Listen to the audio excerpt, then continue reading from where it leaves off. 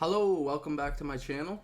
It's been about a week and a half since I posted a video, and it was just a combination of a flu and just taking some time to watch some movies and catch up, basically. And welcome to the greatest year in the history of the world, my birth year.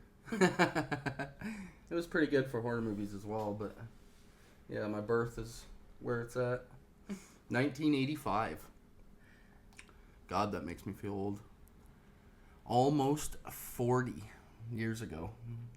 So some of these movies next year will be getting a 40th anniversary edition, which I don't even know if I'm going to buy them because that just reminds me that I'm 40. So that I still sucks. have some years left. Yeah. You still got a few years to catch up. It's a weird one. It's uncomfortable, actually. 30 wasn't a big deal at all, but 40 feels very I don't know, just a pivotal year. You're hitting Don't think about it. an intense decade. Don't think about But yeah, I'm just gonna get right at her here because our seating situation is kind of screwy at the moment. I had to give Kayla my comfy chair, and I'm sitting in this stupid lawn chair because we don't have a second decent chair. So yeah, I'm hoping to upgrade and get another really nice comfy chair so we can both do these episodes together more often. And by the way, welcome back, my perfect wife. it. Thank you.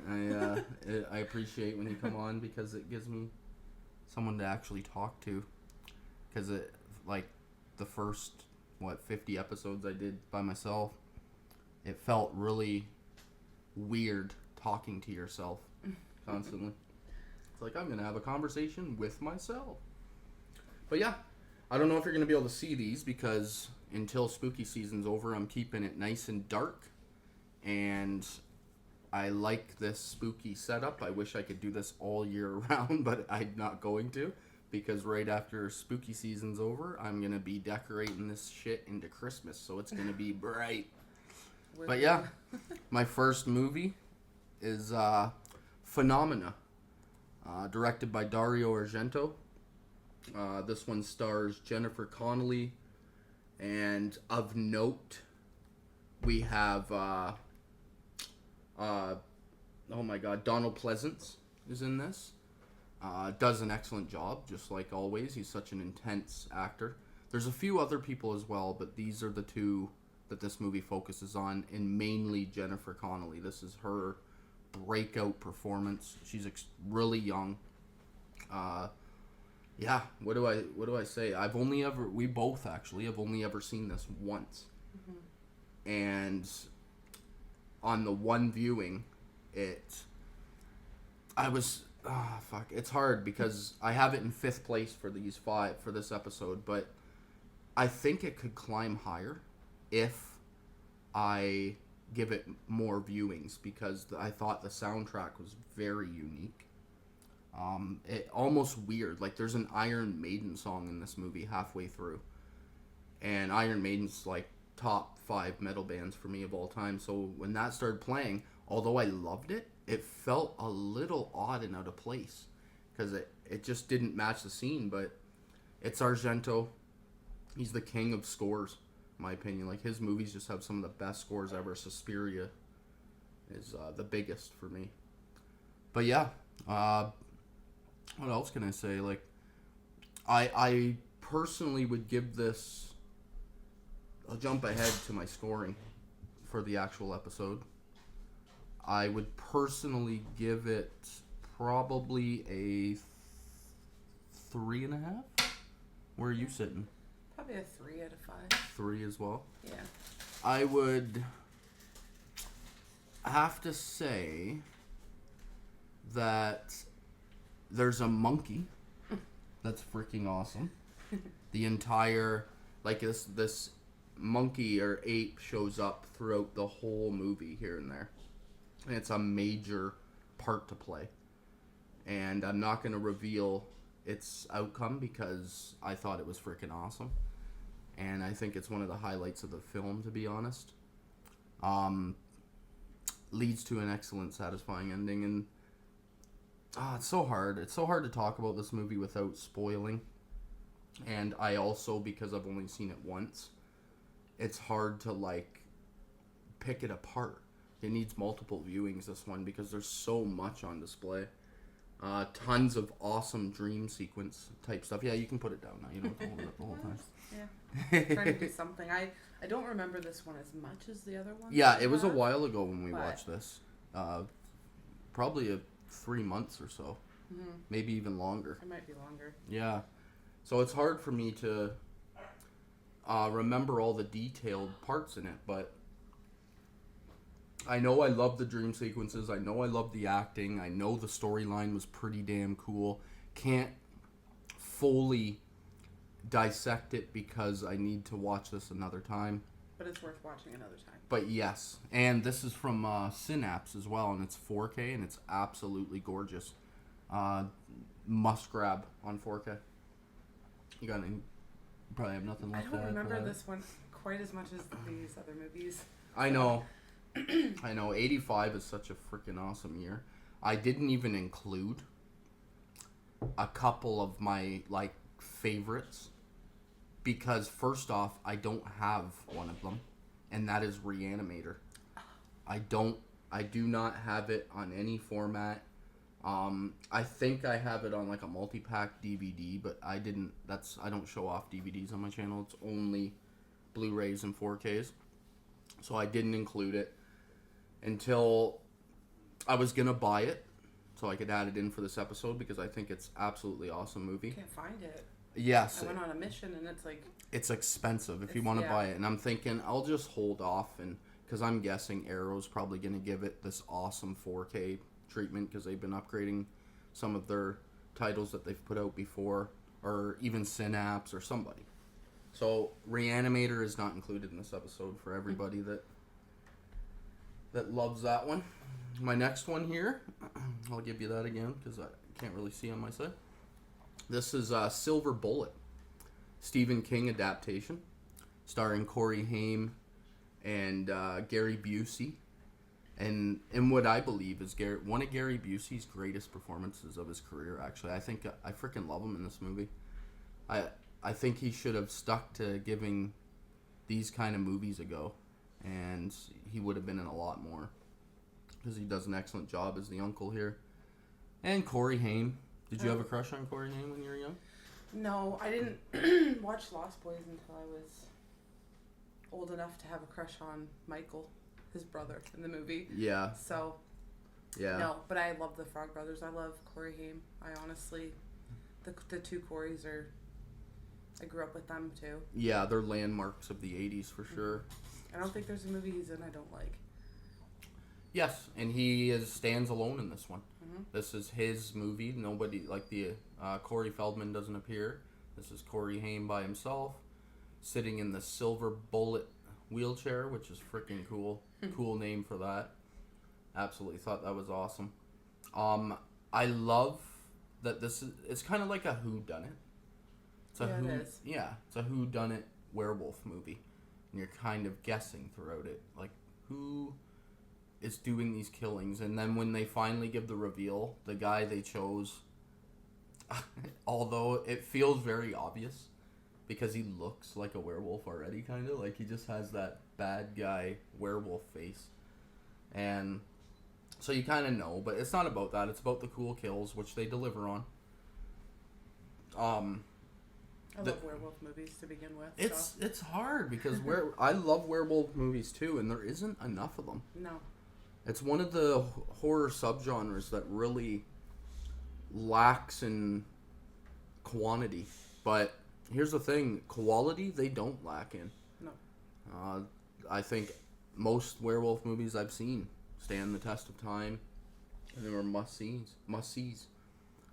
And this is from Scream Factory as well. They've recently put it out on 4K, and I haven't upgraded to 4K yet. I just have this collector's edition Blu-ray, which I'll probably just stay with, to be honest. Like I've said 1,000 times on my channel, these Scream Factory Blu-rays cost a pretty penny, and paying another premium price for the 4K upgrade really, it does damage to my wallet.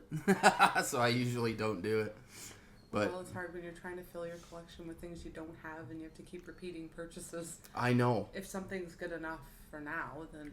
Yes. And I just watched this one actually like a couple of weeks ago, and honestly it looks and sounds solid. Like, what's a few extra pixels gonna truly do when it already looks and sounds as good? Like, obviously if you just have a DVD and you're gonna upgrade, buy the 4K.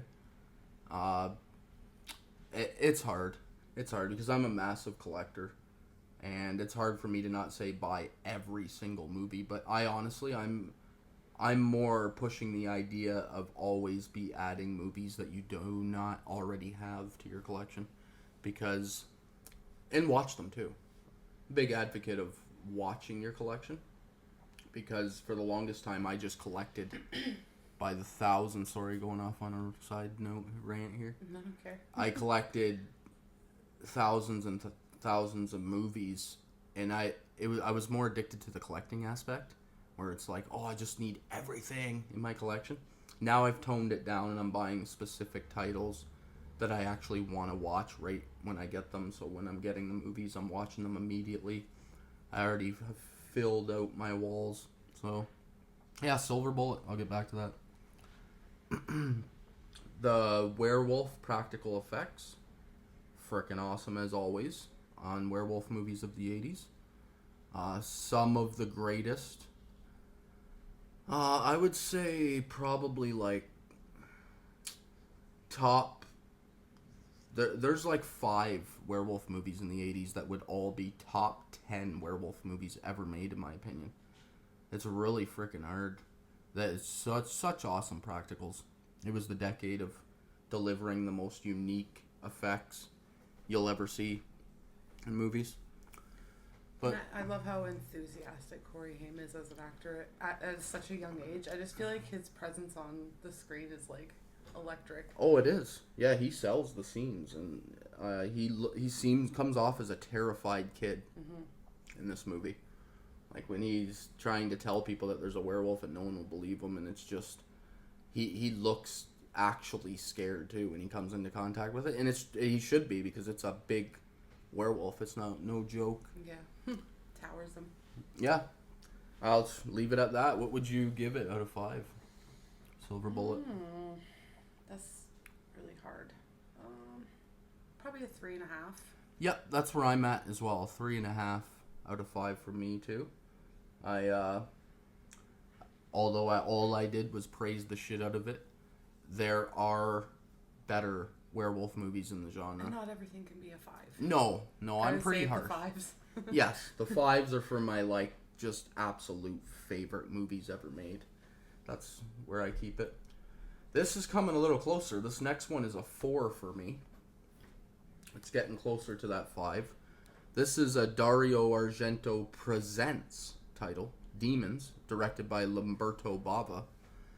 And as far as stars of this, I couldn't even tell you what the names of these people are. I don't know their names, but there's a couple familiar faces. And where do I even begin on Demons? I give this a 4, but honestly, it's like one of my just go to have a good time, batshit crazy experiences. Fucking phenomenal metal, like 80s hairband metal soundtrack, which is right up my alley. Yeah, what do you say? It opens with a bunch of characters. I've talked about this movie on my channel before, so I'm not going to go too deep. But it opens with a bunch of characters getting handed free ticket passes to go to a local theater where a bunch of people have filmed their own movie, and they're showing it off. And upon arrival, one girl puts on one of these masks that's sitting on display, cuts her face, and shit just gets fucking bananas. Basically, it just goes off the rails. The demon effects, some of the best. They're solid, that's for sure. It's freaking pretty wild. the first major girl to turn in this. There's two. They're both like I think they're prostitutes because they come into the theater with a pimp. So I'm guessing they're both prostitutes unless this guy just has two girlfriends and I'm literally making shit up. I'm just judging. But he's a bit pimpish. yes, he definitely is pimpish. And yeah, it just goes crazy. Both of them get infected first, and it opens with the first scene. The girl where she got cut, she's looking in a mirror in the bathroom, and her skin starts bubbling green, ooze, and she pushes it and it squirts all over the mirror, and that's where it just gets just ridiculous. Some of the coolest demonic effects when it comes to fun of all time. Like, it's not, well, it is scary, but it's not terrifying. It's more like... I think it would have been back when it came out. Yeah, for sure. It's like, it's scary, but it's not scary because of how fun it is. Like, it's just chaos. Music playing while these insane, intense scenes of extreme gore are happening. But the music makes it fun, so it takes it out. And as far as storyline, it's... doesn't really have much of a storyline. It's simplistic. Dude, it doesn't need a storyline. No, it doesn't. It doesn't really need a storyline. It's actually, it does a pretty good job with the film being played and like the relevance of like getting nicked with the mask from the movie. Like, yes. I don't know. It all fits. Yeah, the film that they're watching that these people made. It happens in the movie as well. So then it happens in real life, and it just it does a little bit of storyline there. Nothing like insane. It's just like, look at these special effects. Nails, teeth, eyeballs, everything you expect from a demonic movie. Mm-hmm. He touches on all of them. Some of them pretty nasty. Like, oh man, the teeth. When the teeth are coming out of the one girl. It's one of my favorite transitions. It's the so one with gross. the girl on the stage? Yes. Yeah. Yeah, the first major transition. It's the best one in the movie. Well, the first major would be the bathroom scene. Yes, it would. But yeah.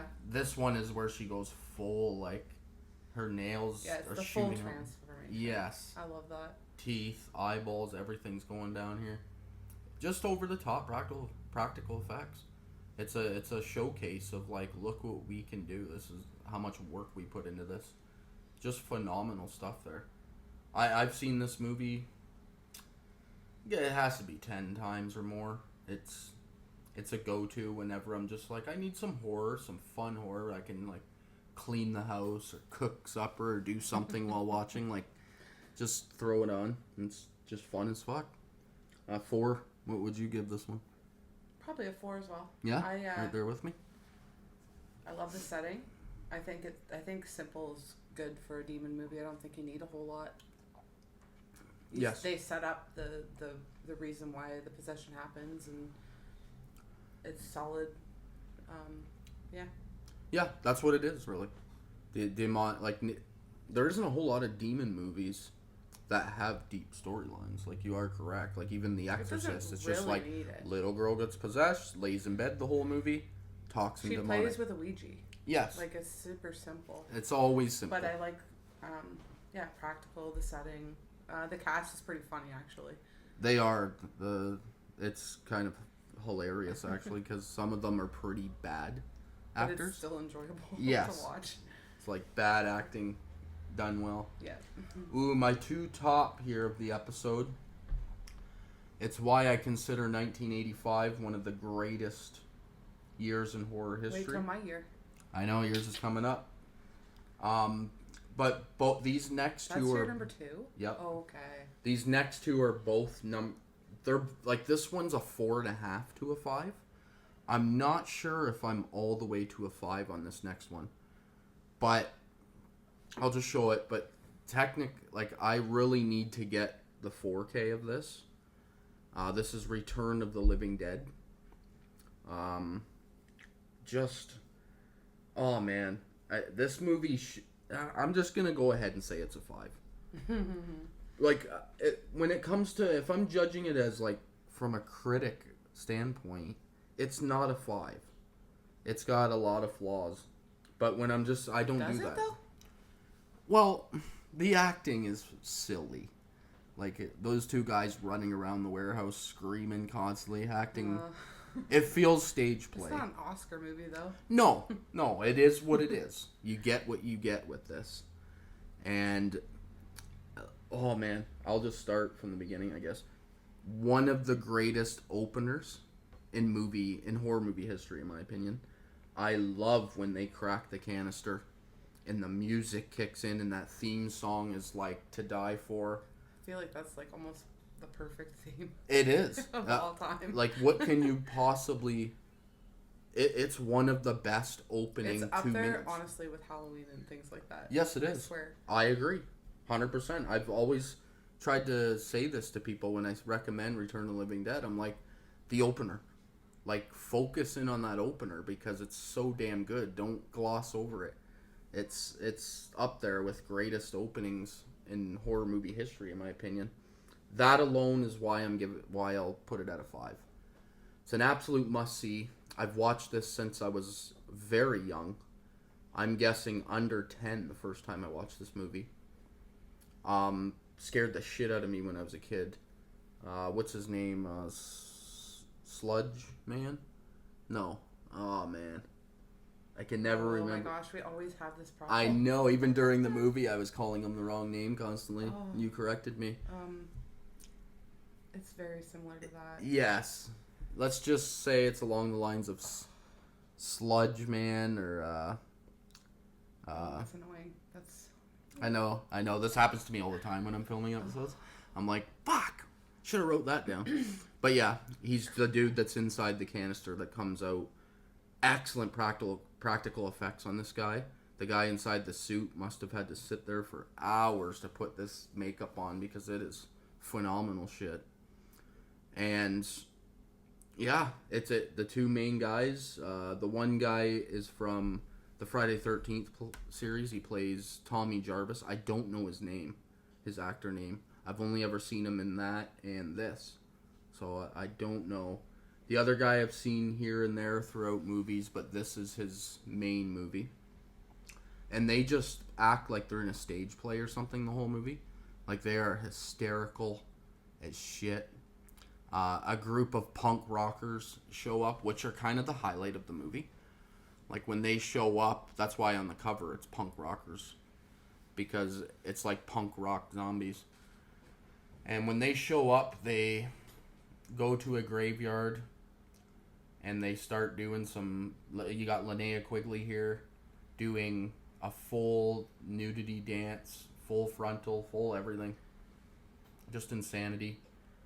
Getting attacked by zombies. Like, I don't even know how to explain this movie. The execution of this movie is almost flawless, to be honest. When you think about... Okay, so I don't want to spoil stuff. No, you do some talking. How they release it in the first place, amazing. They explain it. And then how it travels to the cemetery is amazing. Yep. Like, they thought it through. Yep. One of the coolest looking zombies I think we've ever seen. Yep. A talking zombie on a table as well, which is phenomenal. And explains, like... Why they want brains. Yeah. This is the movie that invented the brains, too. Crazy how good of a story it is. It is. And the fucking set... Like, everything just being, like, all so close to each other, and there's this storyline, and it's all within, like, a block, and I don't know. I think it's pretty friggin' flawless. Talking zombies. This introduced the idea of brains. Like, that is just part of our culture now, and this movie did it. And they also give it an explainer. Like, they have half a zombie on a table, and she's like... They ask it why it's trying to eat people, and she's just like, it takes the pain away. Like, that's such a creepy statement because it feels real. Like, okay, so they have to eat your brains or else. But yeah, just excellent. Send more cops, send more paramedics. Oh man, so many good scenes. Linnea Quigley walking down the street after she's turned into a zombie towards I believe it's a paramedic. Can't remember if it's a cop or a paramedic, but she's walking really intensely towards him, and then her mouth just opens up huge and eats him quick. Delivers on the ending.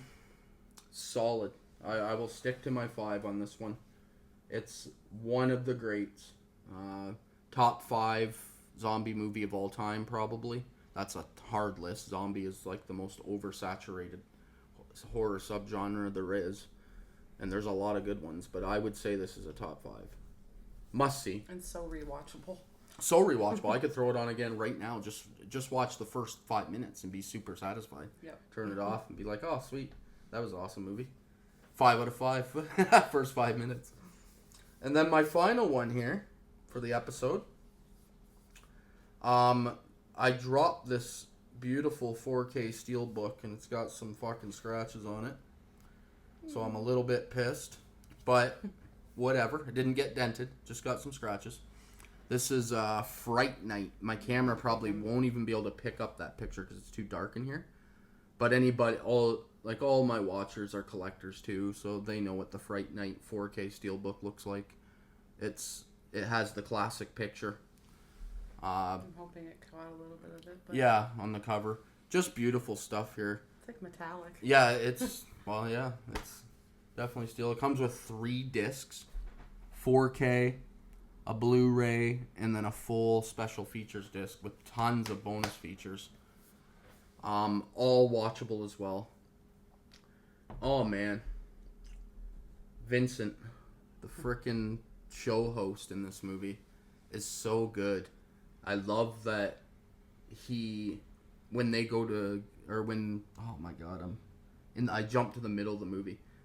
The main character goes to get Vincent to help him fight the vampire, and the guy's just like a pussy at first, and he slowly grows into becoming an actual vampire slayer, which is so cool. Awesome story there.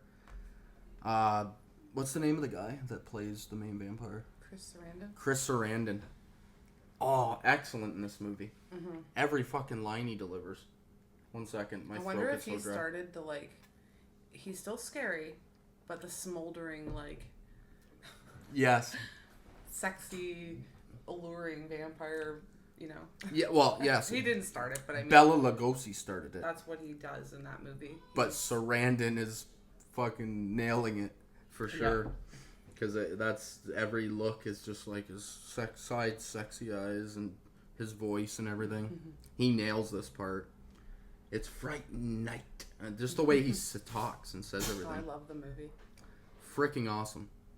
Have seen it so many times. Terrified me as a kid. This is one of my nostalgic childhood horror movies. I remember having to sleep with my parents the first time I watched this because my stepdad told me to come out when I was my mom never let me watch horror, so he used to come in and wait, he'd wait till she goes to bed, and then he would wake me up and be like, oh, we're watching movies. So I'd go out, and I remember watching this one really young, and it's scaring the shit out of me. The vampires look awesome in this movie. They do, especially the Jaws mouth girl at the end. It's creepy, and I also like just everything about it, the whole storyline.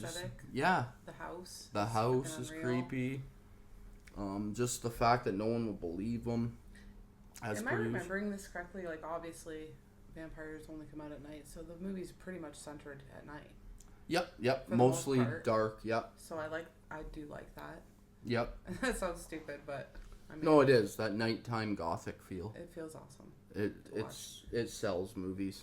Everyone's seen Fright Night. I don't need to go deep. If you haven't seen Fright Night, watch the original. Yeah, watch the original. I know our friends Brendan and Sam from Our Life in Horror always talk about how good the remake is, and I always want to argue them. It's not even close to this. It doesn't hold it. No. Mm-hmm. It might have some fun parts, but it's not this. This is horror masterpiece. Someone else played the main vampire, it would be better. Colin Farrell. Because I swear to God, and I said this to you the other day, every time he's in the shot, it looks like he's smelling a fart. Yeah. Like, it looks like he's like... He's trying to do smoldering face, but he can't. So bad. I know. To me, it's so bad. I know. The rest of the movie is good. It's okay. I don't like his, like, facial expressions. Yeah. I think he goes a little too deep in it. The remake is like a 2 from me, though. Like a 2 out of 5. I still enjoyed it. I just wish he didn't go so hard. Yeah. Because it seems like he was trying too hard. And I've heard him talk, and Fright Night is one of his favorite movies of all time. So it's a passion role for him. Mm-hmm. So he was trying his best, and he couldn't. I think he went a little too overboard with it. Yeah. Maybe he was just having too much fun. Yeah. I didn't hate the movie, though. This one is... This is a masterpiece. Much better to me. Yeah. This is a 5 for me. Easy 5. It's one of the all-time greatest vampire movies. I know there's some fucking stiff competition on that category, but... For vampires? Yeah, it's ridiculous how many good ones there are. But this is, in my opinion, it's right up there. It's an absolute must-see. Everyone I know pretty much has seen it.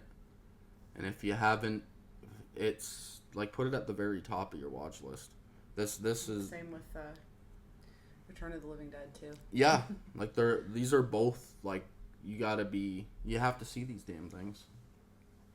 But yeah, that's my 5 for 1985. I could deliver so many, man. Like I had a bunch to choose from, and I just thought I'll just go with some of the biggest titles because this is my first go through, and like of 50 years of horror, and I just thought I'll stick to the top titles for each year. The absolute -1. Yeah, minus some because if I don't have them, I don't have them. But what top 5 of what I have, and I could go forever. I could give you as a top probably 20, 30 for each year, but I'm just gonna keep it to 5 just so my episodes are around a decent watchable time. And if you feel like it, you can go over to Instagram where what is it? Did we get to 2004? Yep. 2004 to 2023, he has all his horror movies ranked on. Yeah, top Instagram. 25. Yeah, 25 of each year. That's how I started on this whole journey that I'm going on. It started with me just watching around 50 to 75 horror movies. And ranking them? For each year, yeah, and just ranking them all as I watch them.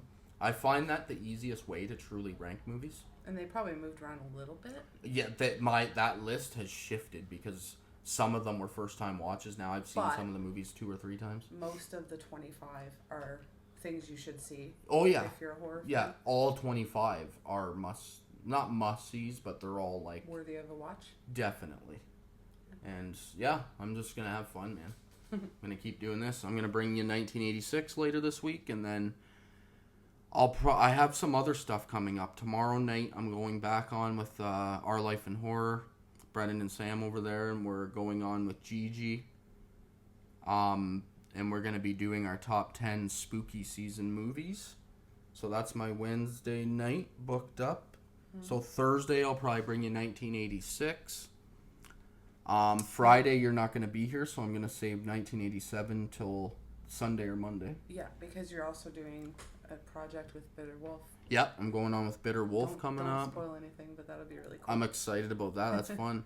It's my first thing that I'm doing that doesn't involve Brendan and Sam. It's going to be weird. But yeah, tons of fun. Got any last final thoughts? I know I didn't let you talk much on that one. That's okay. Blabbled. I talked where I needed to talk. Yeah, it's fun. It's just fun sitting here having a good conversation about horror movies. I don't remember Phenomena that much, but the other 4. What's Fright Night for you? Does that quite identify? You didn't rank either Fright Night or Return of the Living Dead? Think about it for a sec. What would you actually give Return? I'll do it as in horror instead of oblique rating of every movie ever, because you can't. There are movies that are 5s that are Oscar worthy. For horror, both 5s. Yeah. Okay. Perfect. You know what I mean? Yep.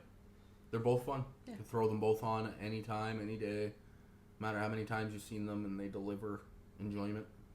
Those are classics, in my opinion. Yeah. Return of the Living Dead really grew on me. All right. Good to go? Yep. All right. Thank you for joining me. I will see you tomorrow night and the next night and the next night. Come join us over on Our Life in Horrors live feed tomorrow night. It'll be fun. What time? 7? 7 o'clock. Thank you. Bye.